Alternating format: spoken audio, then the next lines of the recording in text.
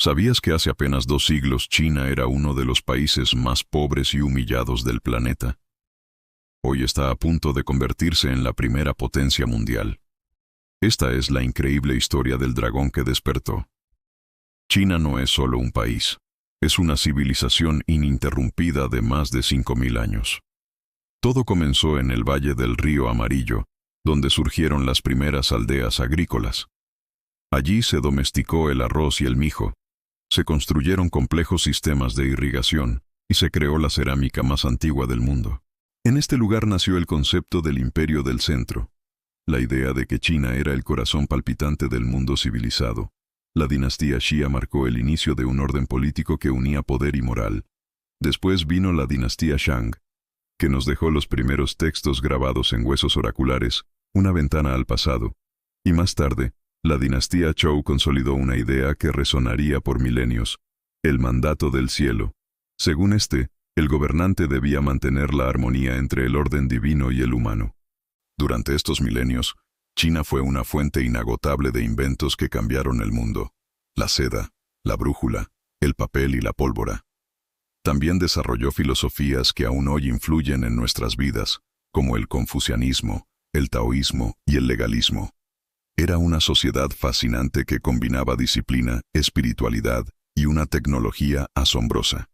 En el año 221 a.C., un hombre cambió la historia para siempre. Qin Shi Huang se convirtió en el primer emperador que unificó toda China bajo un mismo estandarte. Construyó una red de caminos, unificó la escritura y levantó la legendaria Gran Muralla. Su dinastía fue breve, pero sentó las bases de un estado centralizado que sobreviviría durante siglos. Con la dinastía Han, llegó la Edad Clásica de China. El imperio expandió sus fronteras, abrió la famosa Ruta de la Seda y creó un sistema meritocrático de exámenes para el servicio civil. Mientras Roma dominaba Occidente, China prosperaba en Oriente. Eran los dos grandes polos del mundo antiguo. Después vinieron siglos de altibajos, una danza constante entre el esplendor y la división. La dinastía Tang, a partir del año 618, fue una auténtica edad dorada. La poesía, el arte, la ciencia y el comercio florecieron como nunca. Su capital, Chang'an, era una metrópoli cosmopolita con más de 1 millón de habitantes. La siguiente dinastía, la Song, llevó la innovación aún más lejos. La pólvora para armas de fuego, la imprenta y el papel moneda nacieron en este periodo. Pero entonces, las invasiones mongolas lo cambiaron todo. En el siglo XIII, Kublai Khan, nieto de Genghis Khan, conquistó China y fundó la dinastía Yuan. Por primera vez en su historia, China fue gobernada por extranjeros. Cuando el dominio mongol finalmente cayó en 1368, resurgió con fuerza la dinastía Ming, una era de poder naval y esplendor renovado. Fue en este tiempo cuando el almirante Zheng He navegó con su gigantesca flota hasta las costas de África, casi un siglo antes de que los europeos se atrevieran a hacerlo. Sin embargo, este esplendor se convirtió en aislamiento. Los emperadores Ming decidieron cerrar las fronteras, convencidos de que nada fuera de China merecía su atención. Fue un error que, con el tiempo, les costaría muy caro. A finales del siglo XVIII, Europa estaba en plena revolución industrial. China, mientras tanto, seguía siendo un vasto imperio agrícola. La dinastía Qing, de origen manchú, no comprendió la magnitud del cambio que se avecinaba. Cuando Gran Bretaña comenzó a introducir opio ilegalmente para equilibrar su balanza comercial, el gobierno chino lo prohibió tajantemente. El resultado fue la Primera Guerra del Opio en 1839. China fue derrotada. Fue obligada a ceder Hong Kong y a abrir sus puertos al comercio extranjero. A esta derrota le siguieron otras, junto con rebeliones internas y más ocupaciones. Las potencias extranjeras se repartieron el país como si fuera un pastel, creando zonas de influencia. Japón invadió Manchuria y, en 1937, perpetró la terrible masacre de Nankín, donde murieron cientos de miles de civiles. A este periodo, entre 1839 y 1949, la historia china lo conoce como el siglo de la humillación. En 1911, la última dinastía imperial cayó. Nació la República de China, pero el país se fragmentó en un caos de señores de la guerra. Luego vino la brutal invasión japonesa y una sangrienta guerra civil entre los nacionalistas de Chiang Kai-shek y los comunistas de Mao Zedong. En 1949, desde la plaza de Tiananmen, Mao proclamó la República Popular China. Una nueva era había comenzado. Mao intentó transformar el país desde la raíz, con una velocidad vertiginosa.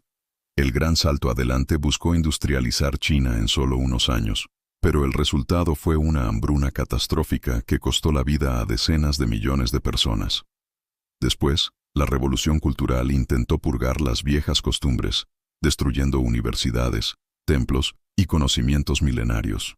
Fue un tiempo de represión y caos, pero también, paradójicamente, de unificación política bajo un poder central fuerte. Cuando Mao murió en 1976, China estaba exhausta, al borde del colapso. Entonces surgió una figura clave. Deng Xiaoping, un líder pragmático que cambió el rumbo del país. Su frase lo resume todo. No importa si el gato es blanco o negro, mientras case ratones. Introdujo reformas económicas radicales, permitió la inversión extranjera y creó las zonas económicas especiales. Shenzhen, que era una humilde aldea pesquera, se transformó en una metrópoli de millones de habitantes en un abrir y cerrar de ojos. Entre 1980 y el año 2000, el PIB per cápita de China se multiplicó por 10. Fue el mayor proceso de reducción de la pobreza de la historia. Más de 800 millones de personas salieron de la miseria. El país se abrió al mundo, pero el Partido Comunista mantuvo un férreo control político. Las protestas de Tiananmen en 1989 mostraron brutalmente cuáles eran los límites de esa apertura. Con la llegada del nuevo siglo, China se convirtió en la fábrica del mundo. Producía el 70% de los textiles globales, el 90% de la electrónica de consumo y más de la mitad del acero del planeta. Su ingreso en la Organización Mundial del Comercio en 2001 la integró por completo en la economía global. Pero China no quería ser solo un taller de manufactura barata. Invirtió masivamente en educación, ciencia y tecnología. En 2010, superó a Japón como la segunda economía mundial. Hoy, lidera la carrera en inteligencia artificial, autos eléctricos, energía solar y trenes de alta velocidad. En 2013, bajo el liderazgo de Xi Jinping, China lanzó la iniciativa de la Franja y la Ruta, un proyecto colosal que busca conectar Asia, África y Europa con una nueva red de infraestructura financiada por Pekín. Más de 140 países ya participan en esta nueva ruta de la seda del siglo XXI. Actualmente, China tiene más de 1.400 millones de habitantes y una clase media que supera los 500 millones. Es una sociedad donde la planificación a largo plazo es parte de la cultura política. Mientras muchos países piensan en el próximo ciclo electoral, China planifica para los próximos 50 años. Su modelo es único. Combina elementos de socialismo y mercado, control estatal e innovación privada. No es una democracia liberal, pero tampoco es el comunismo clásico. Es un modelo propio, diseñado para su historia y su cultura. Claro que existen sombras: la censura, la desigualdad creciente, la vigilancia digital y las tensiones geopolíticas con Occidente. Pero, desde una perspectiva económica, su ascenso es indiscutible. En menos de medio siglo, China pasó de la pobreza masiva al liderazgo tecnológico mundial. Entonces, ¿qué podemos aprender de esta historia monumental? Que la grandeza requiere visión y constancia. Que la capacidad de adaptación vale más que cualquier ideología. Y que una nación que conoce y respeta su pasado puede moldear su futuro. China cayó, fue humillada y se levantó. No una vez, sino muchas. Su secreto no está solo en la fuerza, sino en la memoria. Cada derrota se convirtió en una lección. Cada crisis, en una oportunidad. Hoy, el dragón ya no duerme. Avanza, observa, planifica. Y mientras el resto del mundo debate su propio rumbo, China continúa trazando el suyo. Porque para el dragón, el tiempo nunca es un enemigo. Es solo otra herramienta para conquistar el futuro.